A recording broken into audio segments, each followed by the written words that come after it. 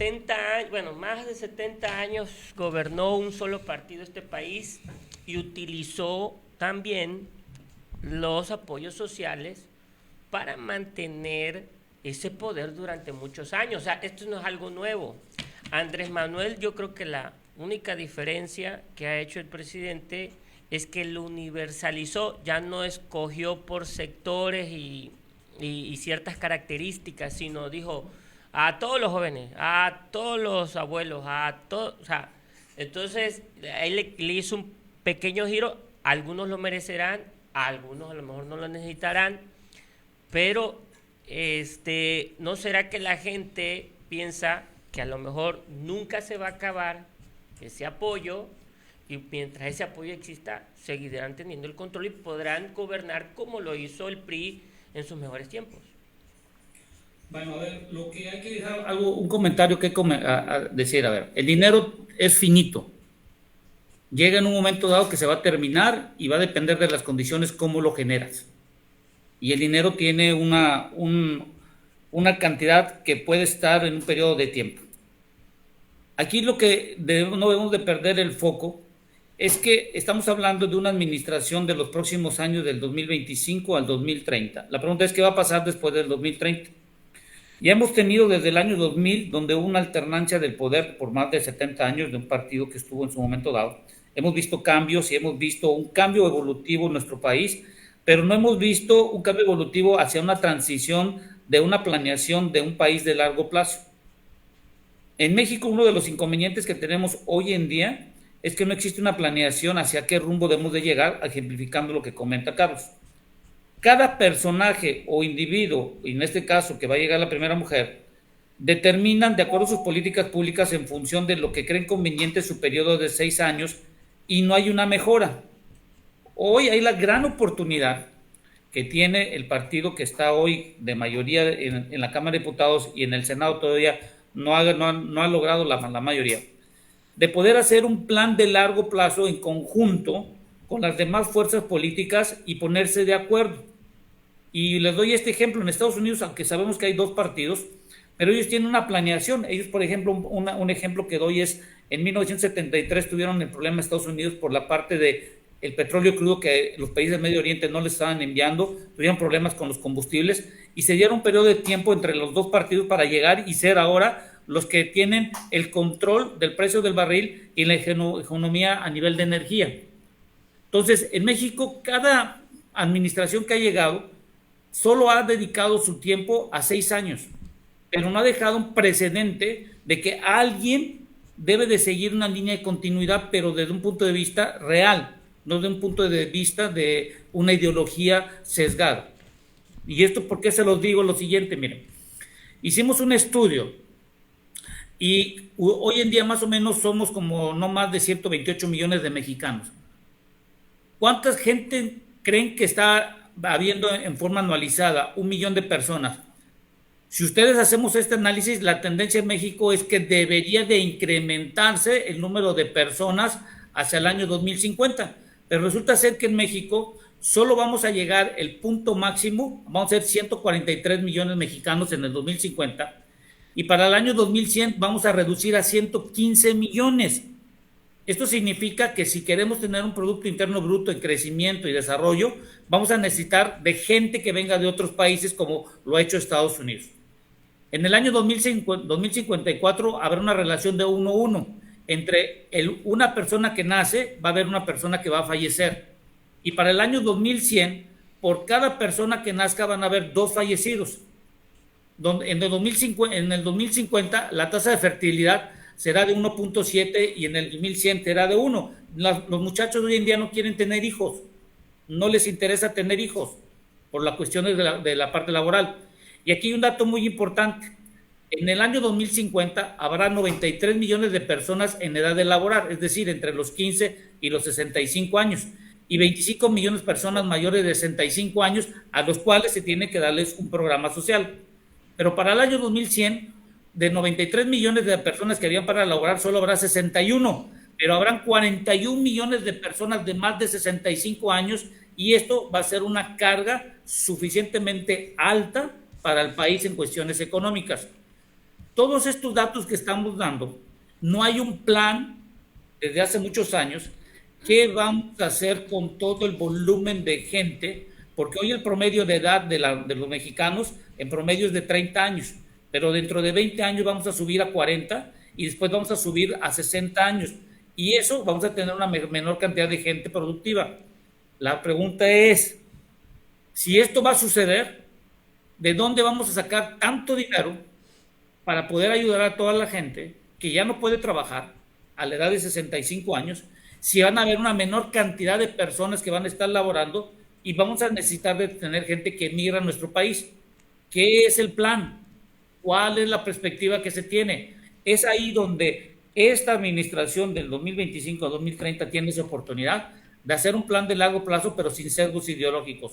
Si logran eso, olvídense, estamos del otro lado. Si no lo hacemos, a partir del 2030, las generaciones del 2010 al 2020 van a sufrir. Y las que sigan después del 2030 va a estar peor, porque van a tener que mantener, cuando menos, de cada impuesto, van a tener que estar manteniendo a 4 o a 5 personas mayores de 65 años. Estamos hablando, y lo decía usted hace rato, que la deuda va a incrementar al doble, a 18 billones. No, la deuda hoy en día está en 14 billones más o menos y llegaría a 18. Y los 18 billones representarían 2 veces el presupuesto que se tiene para ejercer este 2024. Entonces, estamos hablando que, con lo que me decía Carlos también, y con lo que decía usted, que el dinero es finito, obviamente, tiene sus límites. Entonces, estaríamos hablando que no se va a poder sostener los apoyos sociales de aquí al 2030. No. Y otra carga es la parte de los seguros social. La otra carga que tenemos va a ser muy fuerte. Tenemos una mayor población hoy en día de los que están inscritos en el seguro social, está aumentando la cantidad de jubilados. Y eso es dinero que al fin y al cabo, por ejemplo, lo paga un patrón en el seguro social, pero el patrón va a haber un momento dado en que va a decir, no te puedo pagar, y hay que dejarlo bien en claro, aunque no les guste mucho a nosotros, a toda la parte empresarial, pero la realidad es, no se contrata al individuo en función del dinero que se le debe de pagar por la calidad de trabajo que está haciendo, sino por la cantidad de salarios mínimos que te representan en el seguro social para que pagues menos. Por eso vemos que hay mucha gente que se le paga un solo salario mínimo y eso es representativo. Aquí el problema es, si subes el número de veces de salario, bueno, las cosas tienen que subir y la calidad de vida tiene que subir. Entonces la pregunta es, ¿por qué no lo podemos hacer? Por ejemplo, dice que hay que trabajar 40 horas, el salario mínimo que están pagando hoy en día, por ejemplo, por hora, es casi $1.50 que están pagando en México, cuando en Estados Unidos es de 7.50.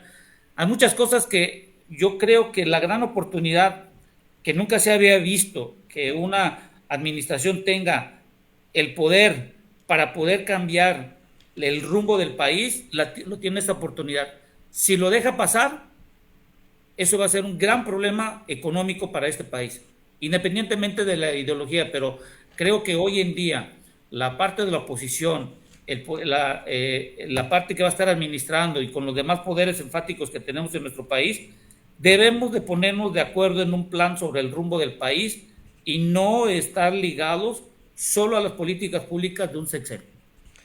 Tenemos el caso, bueno, aquí a lo largo de todo el sexenio se habló de que la oposición siempre habló de que vamos rumbo a Venezuela, rumbo a Cuba, pero esto de que se nos va a acabar el dinero se me asemeja más al caso de Argentina. No sé si tenga algún parecido, o sea, llegará el momento que se endurará tanto el país que tendrá que llegar alguien como Milei que trae una idea diferente porque se van al puro gasto.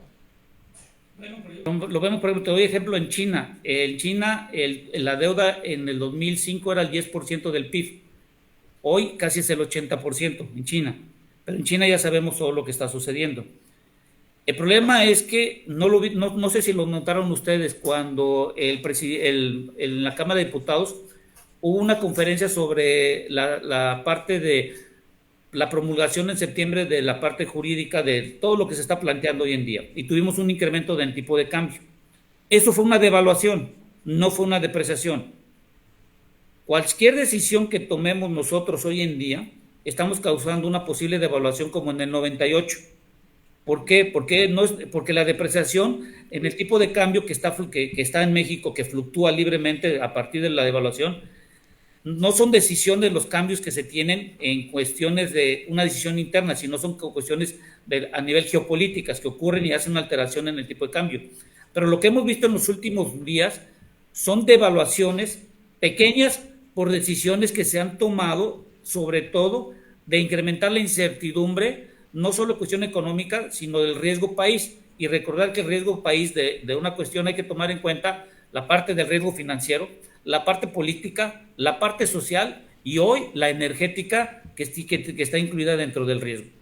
Entonces, hoy tenemos que entender esto y creo que el público debe entender. Yo no estoy ni a favor ni en contra de los partidos, pero sí estoy en contra de las decisiones que no se han querido tomar de tener una hegemonía de un plan de largo plazo. Un plan a 30 años. Sí, porque lo vemos, por ejemplo, la reforma energética. La reforma energética no es el plan, es la herramienta para hacer el plan que nunca ha habido. Tenemos hoy la inversión extranjera directa en nuevas inversiones, una contracción de casi del 70%, que es las que generan negocios. Entonces, ¿de dónde vas a sacar dinero? Yo puedo, como digo yo, el que más habla y traga pinole, pues es el que la va a hacer, pero al final de cuentas, para comprar el pinole necesitas dinero. Y si no tienes dinero, ¿de qué te sirve? Entonces, seamos realistas, el romanticismo, y no me gusta decirlo así, pero el romanticismo político ya no existe. Lo que existe es una forma en que la sociedad tenga acceso a poder tener una calidad de vida con conocimiento, tener la cantidad de dinero para la vejez y sobre todo entender que si no hay unas políticas públicas de largo plazo, esto va a causar un gran problema en nuestro país. Vaqueiros Ferreteros presentó.